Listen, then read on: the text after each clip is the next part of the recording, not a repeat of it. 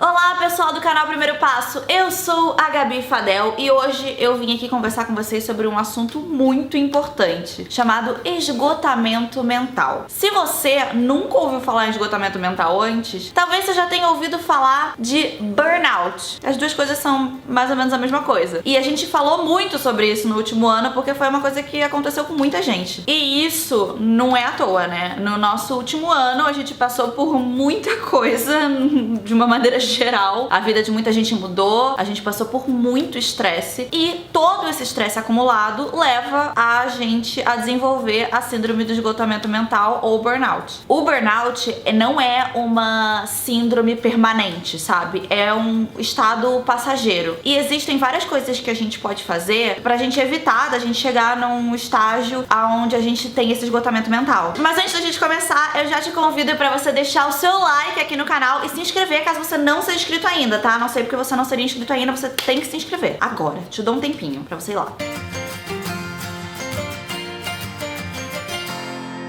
A Universidade Federal do Rio Grande do Sul fez uma pesquisa em maio, junho e julho de 2020, que revelou que 80% dos brasileiros se sentiram mais ansiosos e 63% das pessoas apresentaram sintomas somáticos de ansiedade, como, por exemplo, dores crônicas. Sim, gente, a nossa saúde mental afeta diretamente a nossa saúde física, e isso é um dos alertas para quem tá com esgotamento mental. O estresse, ele manifesta sintomas físicos no nosso organismo, que são dores crônicas, às vezes dor de cabeça, fadiga muscular, cansaço, insônia. Por isso que é importante fazer um check-up quando você apresenta esse conjunto de sintomas, sabe? As causas podem ser outras, mas é sempre importante a gente saber por que a gente tá se sentindo assim, porque pode ser burnout. Eu, por exemplo, eu sou uma pessoa que eu tenho bastante ansiedade. E o primeiro sintoma pra mim que aparece de ansiedade é insônia. Primeira coisa que acontece, não consigo mais dormir. É sempre o primeiro alerta pra mim. O nosso desempenho cognitivo, ele também é afetado, é por isso que é importante a gente prestar atenção no nosso estado mental ao longo do dia. Esses são os sintomas mais visíveis da fadiga mental, que é perda de memória, esqueci, lentidão de raciocínio, irritabilidade e até assim um estado meio cínico em relação à vida. Tudo isso é sintoma de esgotamento mental. Isso é porque quando a gente tá esgotado, a nossa mente ela tem dificuldade em focar em coisas que não são o nosso desejo imediato, sabe? Como, por exemplo, se você tá fazendo alguma dieta, ou então você precisa acordar cedo, mas na verdade você não quer acordar cedo, você quer dormir mais um pouco. As coisas começam a ficar mais complicadas de você realizar essas pequenas tarefas. Exemplo, tipo, toca o seu despertador. Qual é a primeira coisa que passa na sua cabeça? O seu desejo, assim, mais sincero? Desligar o despertador e voltar a dormir, né? Além de todos esses sintomas, um outro alerta é se mesmo quando você vai descansar, você não consegue desligar, sabe? Ou se quando você vai dormir, ainda assim você acorda muito cansado. É por isso que é importante que você inclua na sua rotina, não só assim pequenas pausas, sabe? Mas também momentos em que você se sente feliz, tem prazer de fazer alguma coisa diferente que é pra você. E eu tô te falando isso, tá? Mas não é só no final de semana não, tá? É um pouquinho todo dia. Daí vai mudar de pessoa pra pessoa, né? O seu momento de relaxamento talvez pra você seja ler um livro ou assistir uma série que você gosta muito. Pra outras pessoas pode ser encontrar amigos, sair pra conversar e bater perna em algum lugar. Vai variar do que você gosta de fazer, o que é que você sente que te relaxa. Mesmo que você faça isso, assim, por um tempo bem curtinho, 5 minutos do seu dia.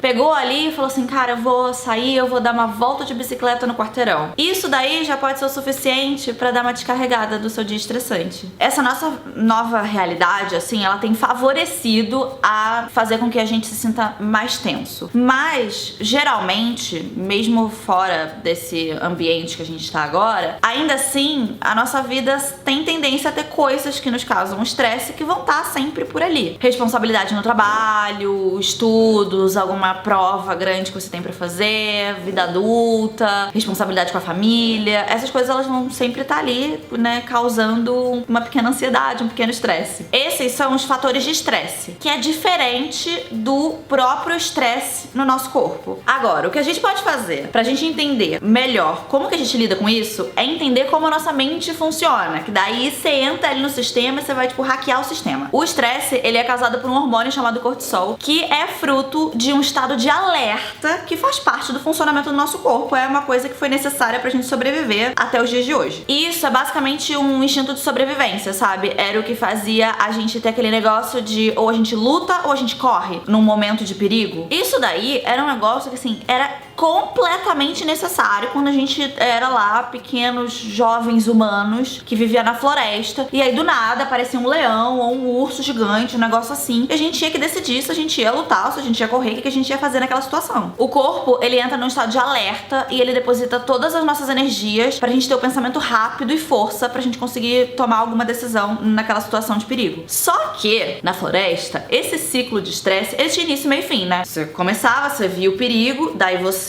decidiu o que você ia fazer com aquele perigo e você tomava uma ação e aquele perigo ia embora. Ou você morria, um dos dois. Só que hoje em dia não tem mais esse início, meio e fim, porque as coisas que nos causam estresse, elas continuam ali. Você não vai lutar contra o boleto que você tem que pagar. Mas existem algumas coisas que a gente consegue fazer pra gente diminuir esses fatores de estresse. Por exemplo, a gente pode reduzir nosso tempo em determinadas redes sociais que causam estresse na gente. Ou a gente pode também reduzir o nosso consumo de cafeína ou outros produtos estimulantes que causam mais estresse na gente. Eu mesma, por exemplo, ontem tomei um café e não consegui dormir essa noite de ansiedade. Inclusive, aqui no canal Primeiro Passo tem já vídeo com dicas pra você reduzir o seu uso de redes sociais. Vou deixar aqui no card. E por mais que a gente consiga até reduzir alguns fatores de estresse, a gente não consegue eliminar, né? Vai ter sempre coisas ali e não adianta dizer pra gente relaxar, porque a gente sabe que não é assim que a vida funciona, né?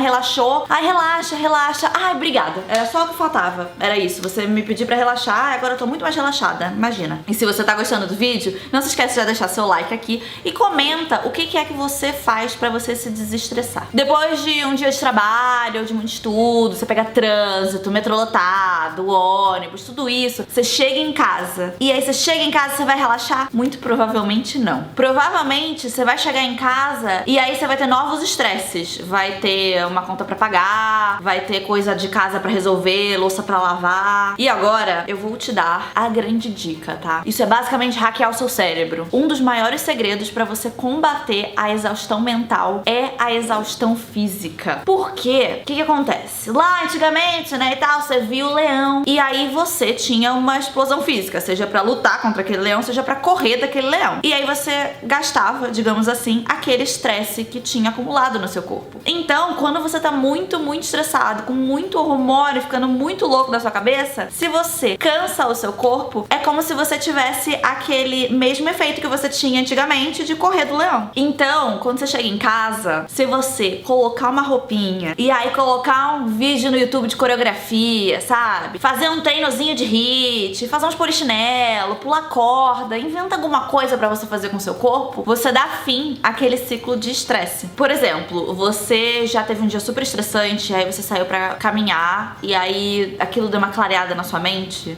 É exatamente esse o efeito. Inclusive, tinha uma época da minha vida, alguns anos atrás, que eu tava muito estressada, assim, estressada, cabelo caía, uma desgraça. E eu comecei a sair pra correr nos momentos em que eu ficava com muito estresse acumulado. Eu nunca gostei muito de correr, mas era uma coisa que fazia com que o meu estresse passasse, porque aquilo me cansava e aí eu conseguia relaxar. E até hoje, se eu tô tendo um pouquinho de estresse, alguma coisa, eu coloco algum vídeo no YouTube, faço exercício em casa mesmo, que aí você cansa e você consegue finalmente dar uma relaxada. Então, assim, a gente sabe o básico da gente ter uma vida saudável, né? Que é tipo, dormir o suficiente, se alimentar direito, saudável, fazer algum exercício físico, ter algum momento de lazer. Mas essas coisas, elas não dependem só da gente, porque a gente vive em sociedade, né? A gente convive com outras pessoas. Muito provavelmente você tem outras pessoas na sua casa e essas pessoas precisam colaborar pra deixar com que a gente faça todas essas coisas e tenha uma vida saudável. É por isso que evitar o esgotamento mental não é uma atividade de autocuidado, é uma atividade colaborativa. A gente precisa que outras pessoas ajudem a gente a conseguir isso. Por exemplo, digamos que você tá dormindo muito pouco e você precisa dormir mais, só que você acorda cedo. Então, o que você tem que fazer é ir dormir mais cedo pra você conseguir ter as horas suficientes pra você se sentir bem e descansado. Mas se você mora com outras pessoas, você precisa que essas pessoas te ajudem a você conseguir dormir mais cedo. Não vai dar pra ter gente gritando na casa ou te pedindo coisa, fazendo com que você fique acordado até mais tarde. tarde. Por isso, é importante a gente saber colocar limite nas coisas, nas nossas relações com as pessoas, o que a gente quer e o que a gente não quer, e dizer, esse aqui é o meu limite, isso aqui é o que eu preciso, isso aqui é o que eu não posso mais fazer por você. E que a gente saiba também pedir ajuda pras pessoas da nossa volta, sabe? Tenha uma conversa franca e saiba dizer o que a gente tá sentindo e o que a gente precisa. Agora, todas essas dicas de como a gente muda a rotina, de como a gente reduz o estresse, elas precisam de uma orientação qualificada. E o diagnóstico do burnout também só pode ser dado por um profissional, tá? Então, se você tá identificando alguns desses sintomas em você ou em alguém que você conhece, procurar uma ajuda de um psiquiatra ou um psicólogo pode ser que seja o caminho pra você conseguir fazer todas essas mudanças na sua rotina e na sua forma de pensar também. Por exemplo, ver seu trabalho de uma forma mais prazerosa, aprender a dizer não, ou às vezes até mesmo procurar uma mudança de carreira. Pode ser que às vezes pareça ser uma decisão muito drástica, uma coisa muito grande, mas às vezes é exatamente isso que você precisa e a sua saúde mental e física vai te agradecer depois. E eu vou te dizer, tá? Eu sou a favor de todo mundo fazer terapia. Com burnout ou não, com sintomas ou não, todo mundo deveria fazer um pouquinho de terapia. É sempre bom pra nossa cabeça, a gente sempre tem alguma questão que a gente pode melhorar, com sintomas ou não. Não deixe as coisas chegarem num nível onde você tá muito mal pra você procurar ajuda. Às vezes você pode fazer isso muito antes. Não se esquece de curtir o vídeo se você gostou, se inscreve aqui no primeiro canal caso você não seja inscrito ainda e eu vejo vocês por aí. Tchau!